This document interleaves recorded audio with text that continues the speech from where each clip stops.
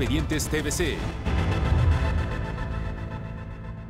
¿Qué tal, amigos? Muy buenas noches. Gracias por estar con nosotros aquí en Expedientes TVC. Hoy vamos a hablar, tenemos una plática con un viejo conocido, escritor, ya ha venido a presentarnos aquí varias de sus novelas, y hoy viene a hacerlo Francisco Martín Moreno y viene a hablarnos de este texto, de esta novela, de esta historia, que seguramente va a ser polémica, que ya lo es, de hecho, polémica, Ladrón de Esperanzas. Tocayo, un gusto recibirte Tocayo, de nuevo querido, aquí en Expedientes TVC. Por favor, encantado. Ladrón de Esperanzas, no sé si alcanzaron a ver la fotografía que enmarca este libro, a ver si pueden hacer una toma específica para que ubiquen de quién vamos a hablar. Y te pregunto de entrada, Tocayo, ¿por qué Ladrón de Esperanzas? Porque yo estoy constatando día con día cómo se le va robando la esperanza a la gente. No es posible, ni éticamente hablando, que le robes la esperanza a quienes lo último que les queda en la vida es la esperanza. Pero una esperanza que llevó a muchos mexicanos a votar. A votar, y esta esperanza fue de alguna manera el origen del suicidio político de México. ¿Por qué? Porque habíamos constatado cómo el gobierno de Enrique Peña Nieto había sido pues el gobierno rodeado por la corrupción. No era gobierno, era una pandilla. Y además ineficiente. Vimos lo que pasó con el crimen organizado o no organizado. O sea, sí, se descompuso por completo el gobierno de Peña. Entonces, claro que estaba justificado que una alternancia en el poder. Y yo estoy de acuerdo cuando la gente dice, voté por López Obrador porque estaba verdaderamente harto. Y así estaban millones de mexicanos. Sí, el hartazgo de la sociedad. El hartazgo de la sociedad. ¿Dónde se equivocó la sociedad? No se equivocó al votar por López Obrador. Yo creo que estaba justificado, porque además se lo merecía. Pero ¿dónde estuvo el error? En haberle dado también el Congreso de la Unión y haberle dado también los congresos locales. Y lo que no se le dio, lo toma. Lo toma. Entonces, claro, ahí tú dices, el pueblo sabio volvió a construir el país de un solo hombre. Habíamos sido el país de un solo hombre y fue desastroso. ¿Cuándo? Con Santana, por ejemplo. ¿Cuándo fue desastroso? También con el propio Porfirio Díaz. Y acabó como en una revolución el gobierno de Porfirio Díaz, bueno, la dictadura de Porfirio Díaz, como también el gobierno de un solo hombre fue durante todo el siglo XX. ¿Por qué? Porque era nada más el jefe máximo, que era el que gobernaba durante 6 años, y bueno, pues se fue el gobierno de un solo hombre. ¿Es factible, Francisco, diagnosticar, calificar una administración que apenas está alcanzando los 4 meses? Y en el libro, entiendo, son los 2 primeros meses, básicamente.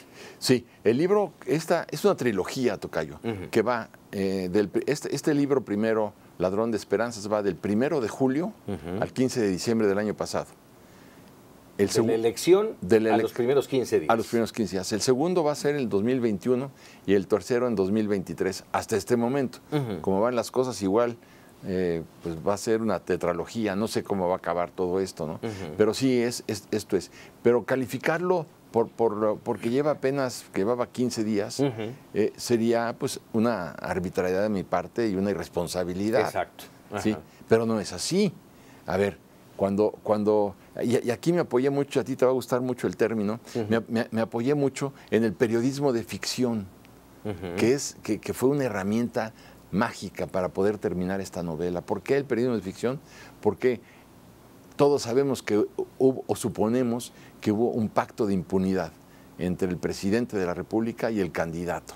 ¿Para qué? Para que se le pavimentara el camino a la presidencia de la República. Y se llevara la impunidad al gobierno anterior. Al gobierno anterior. Bueno, entonces estamos viendo claramente que en mi novela se llama Ernesto Pasos Narro, EPN, Antonio M. Lugo Olea. AMLO, Uh-huh. y Villagaray, el secretario. ¿Por qué no poner los nombres, Tocayo? Porque es una novela. Uh-huh.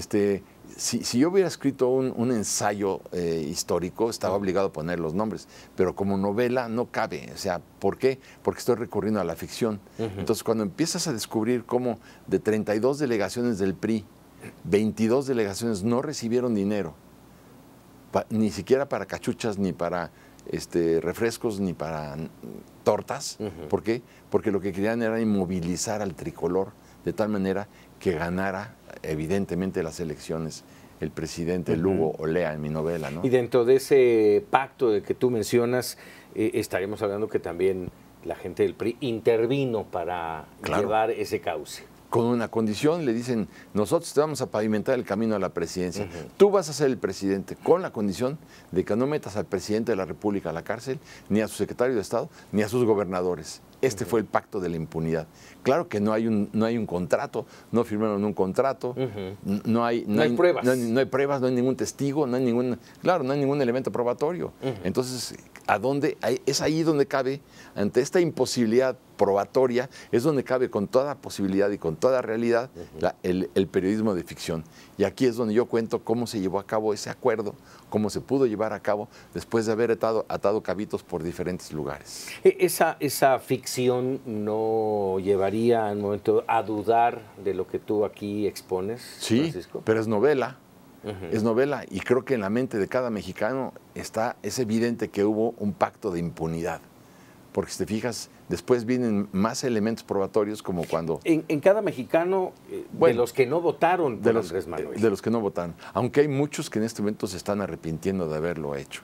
Y no hay ninguna estructura para cacharlos a todos los decepcionados. Oye, ahorita que mencionas eso, me acuerdo de este fin de semana, leía yo una columna de Cepeda Patterson. Sí, cómo no. Buen escritor también. Buen escritor, bueno, buenísimo. Y muy apegado, yo tuve la oportunidad de entrevistarlo en este mismo espacio, hablando y manifestándose en pro del cambio hacia Andrés Manuel López Obrador. Y el fin de semana leía yo y remataba su columna diciendo: no puedo ver al hombre que tomaba posesión el 1 de diciembre, con el cual coincidía en muchas, no en todas, pero sí en muchas de las cosas, y hoy no veo dónde está. Así es, sí. Pero por eso cuando tú decías, no es prematuro, no es prematuro. Cuando hace esa consulta espuria, desasiada del aeropuerto, donde votan 700,000 personas y cada uno votó 5 o 6 veces, sin recurrir al INE, sin recurrir a las estructuras constitucionales para llevar a cabo consultas. Entonces, cuando entiendes, pues aquí no quiere el gobierno contrario a la corrupción, el respeto a la legalidad. Bueno, se clausura un aeropuerto en donde se entierran 200,000 millones de pesos, en un país en donde el 42% de las escuelas de primaria públicas carecen de baño. ¿Cómo puedes enterrar ese capital, dejar sin empleo por lo pronto a 45,000 personas que trabajaban ahí, y luego serían 450,000, con un ingreso anual de 150,000 millones de dólares para México? O sea, cuando dices, no fue prematuro, ya con el solo hecho del aeropuerto, el día que él anunció que se cancelaba el aeropuerto, en Wall Street, las acciones mexicanas cotizadas en la Bolsa de Valores se bajaron 17,500 millones de dólares en una sola sesión. Escupieron los inversionistas extranjeros las acciones mexicanas. El desprestigio fue terrible. El daño fue terrible. Y estamos hablando tan solo de uno de los temas polémicos, por decirlo de alguna manera, que expones aquí en el libro. Si me permites, Tocayo, déjame darle lectura a un fragmento al azar, Sí. Así al azar lo tomé, dice: y los gobernadores prófugos, y los Panama Papers, y la compra de fertilizantes fosfatados, una empresa quebrada y abandonada que Pemex adquirió en cuando menos 40 veces su valor, y el fraude de la línea 12 del metro capitalino, y la reparación del daño que nos deben los bandidos, y el fiscal anticorrupción autónomo como los de Brasil, Guatemala y Perú, en lugar de uno carnal. O sea, una pinche tapadera para seguir con una justicia selectiva de cuates. Y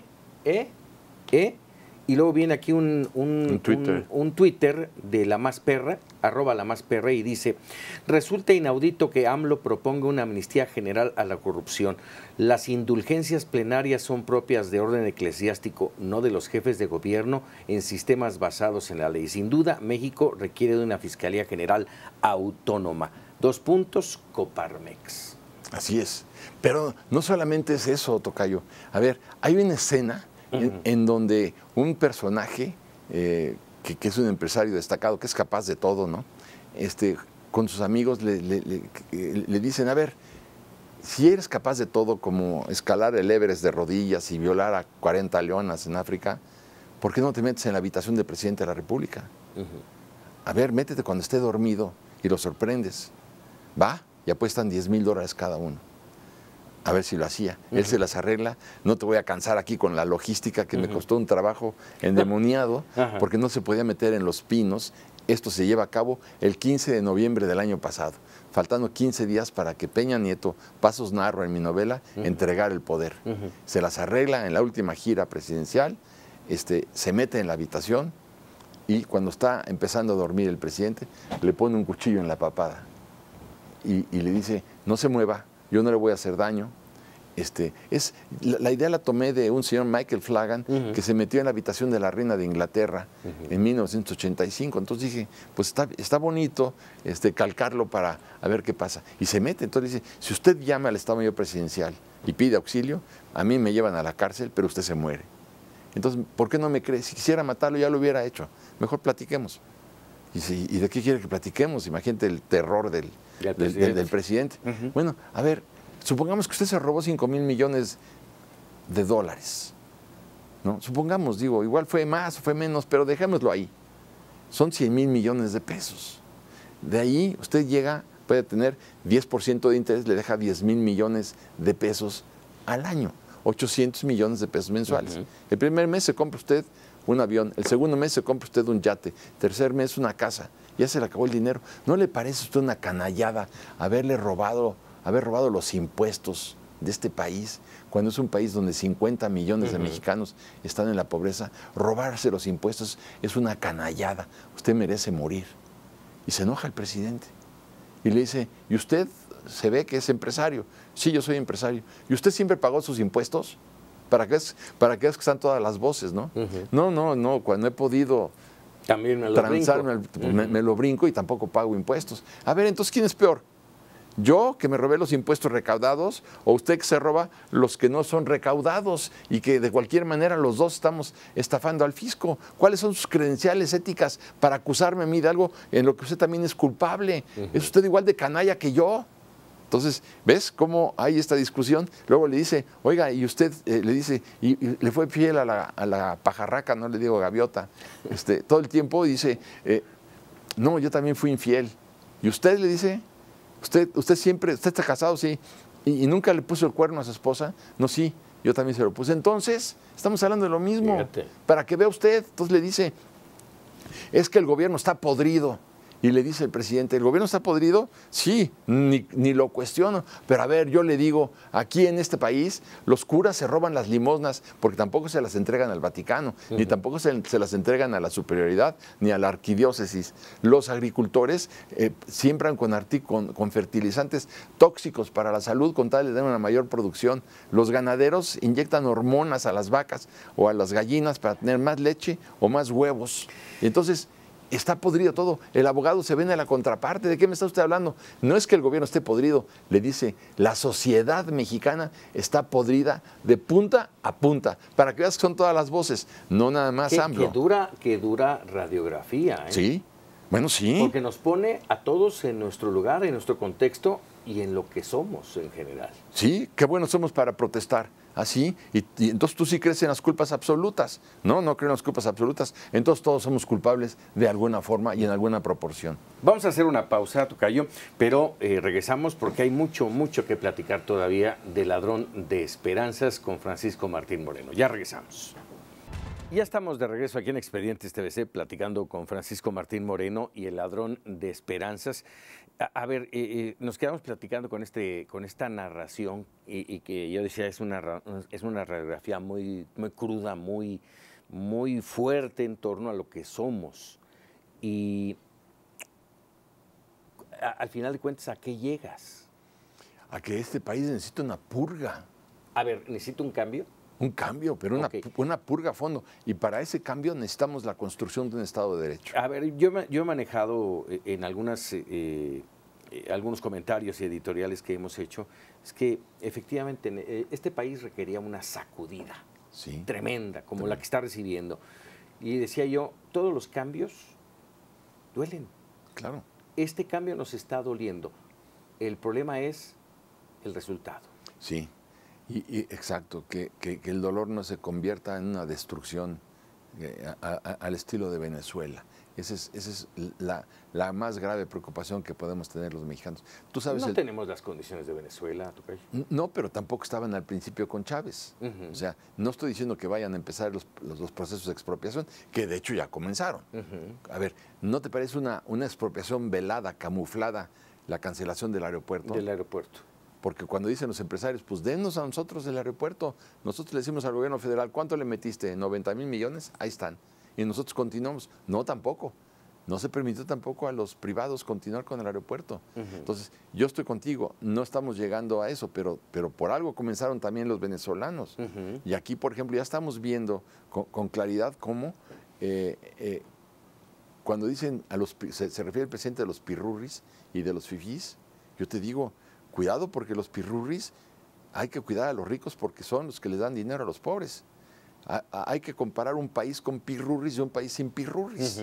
Yo te digo, encuentro un pirurri en La Habana, encuentro un pirurri en Cuba, encuentro un pirurri en Caracas, en Bolivia. O en Bolivia, bueno, en Bolivia o en Venezuela, o mismo también en Nicaragua. Cuando las gentes de dinero se van, estos son los que crean el desarrollo económico junto con el gobierno. El chiste está en que haya esta alianza que es tan exitosa, por ejemplo, en Corea del Sur, que es a los que tenemos que copiarle, o copiarle a Finlandia, o copiarle a Singapur, ¿verdad? Yo creo que hay que copiar lo que funciona y no copiar lo que no funciona, porque aquí estamos copiando lo que no funciona. Ya sabemos, porque están los datos a la vista, del crecimiento económico del último trimestre.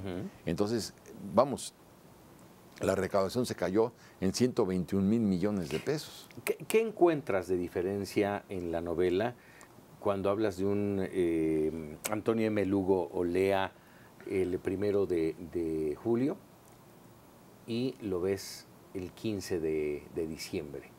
Bueno, yo te diría que donde se me cayeron las alas, ya no digas en el aeropuerto, ya no digas en la cancelación de las rondas petroleras, ni en la cancelación de la generación de energía eléctrica a través del viento. En la guerra contra el huachicoleo. O sea, ya no. Pero cuando el presidente de la República, después de protestar, hacer guardar la Constitución y las leyes que de ella emanen, y 2 horas después se arrodilla ante unos chamanes, el jefe de la nación de un país laico, yo dije, en el Zócalo capitalino. En el Zócalo capitalino, a la vista de todo mundo. Dije, este es el resquebrajamiento de la República laica. Esto no se puede permitir. Y se dio. Y estaba él verdaderamente encantado oliendo el copal. Pero fíjate, son lecturas que escritores, periodistas como tú las ven, las intuyen, las desmenuzan, pero en general los mexicanos ver esa imagen que ahora justamente estamos viendo en el Zócalo, recibiendo el bastón de mando, siento yo que lo legitima más con la sociedad. Claro, pero como también lo legitima más con la sociedad cuando le mandan una carta al rey de España. Sí. Es decir, si tú ves el resentimiento histórico que hay en contra de los españoles. ¿Sientes que hay todavía? Estamos hablando de casi 500 años. Pero en los sectores ignorantes, en los sectores depauperados, hay rencor, hay un resentimiento.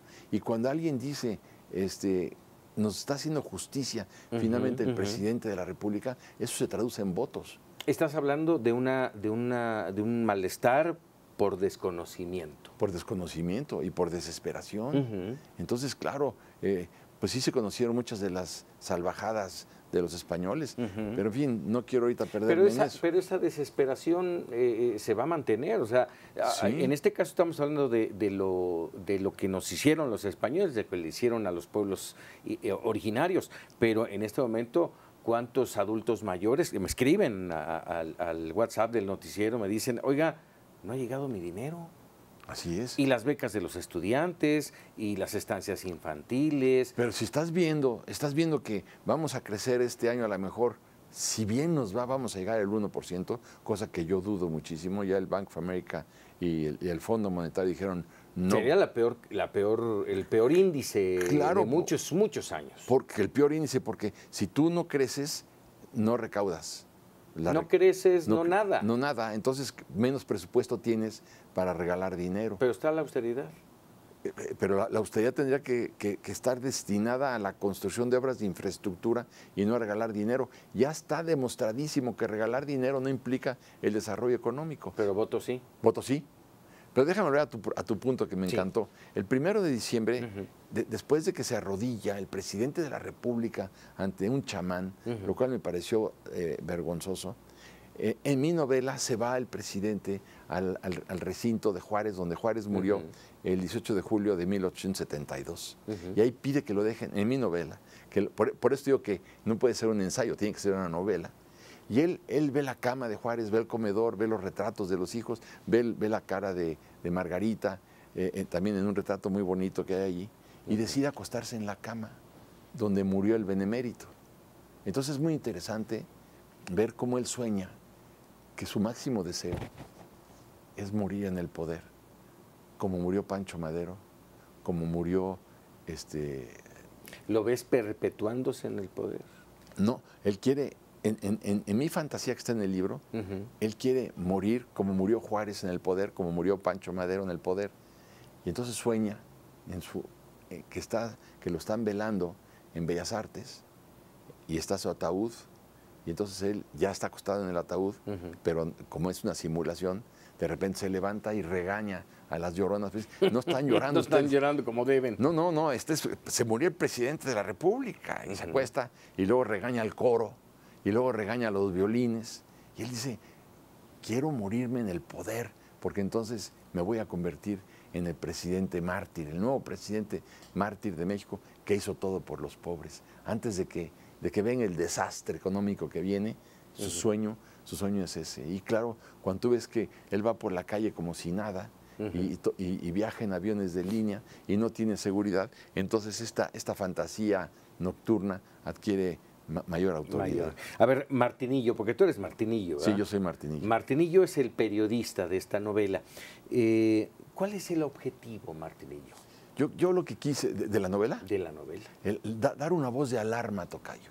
Dar una voz de alarma porque yo estoy viendo que el país se está deshaciendo como papel mojado. Yo sé que este es un término que irrita mucho a la gente porque no ven los datos económicos, porque no ven que en diciembre del año pasado... Porque los pueden ver y no los sabemos leer.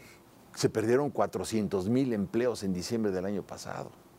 400,000, nada más en un mes. No está llegando la inversión extranjera en la proporción. Y la que está llegando son capitales golondrinos que vienen nada más a lucrar con los intereses, pero son capitales que no se convierten en ladrillos.